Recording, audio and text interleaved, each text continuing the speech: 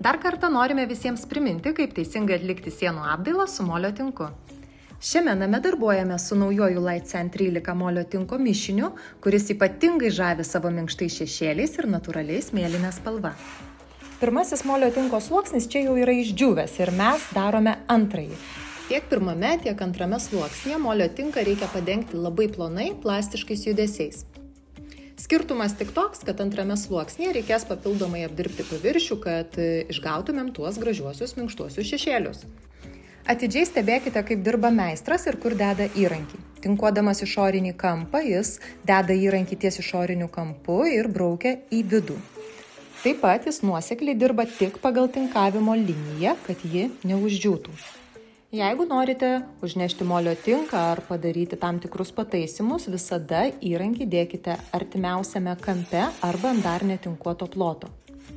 Padidėjus nutinkuotam plotui prie darbo prisijungia ir antrasis žmogus, kuris užtrins molio tinko paviršių PVC trintuve. Užtrinimo metu bus panaikintos tinkavimo žymės ir sukuriami minkšti šešėliai.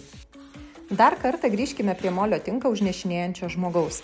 Dar kartą pastebėkite jo judesius, kuris deda įrankį ir kaip užnešinėja mišinį. Plastiški judesiai pagal tinkavimo liniją, kad neuždžiūtų ir labai plonai, kad neliktų molio tinko pertekliaus ar bangelių. Dryžiukai, kuriuos matote, lieka dėl to, kad tinkuojama labai plonai. Jie visiškai dings užtrynus sieną PVC trintuve. Trindami sieną su PVC trintuve jokių būdų neužtrinkite pačios jungimo linijos, nes gali būti sudėtinga paskui sujungti su naujai užteptu mišiniu.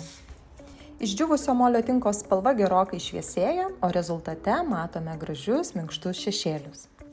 Kruopščiai dirbant tikrai įmanoma gražiai apdirbti šešėlinės siūles, kampus ar priglaistomus šviestuvus. Pirmasis molio tinko sluoksnis dažniausiai atrodo taip. Ir tik antrame sluoksnyje pamatome visą grožį. Jau 9 metus kuriame ir gaminame molio tinką Lietuvoje.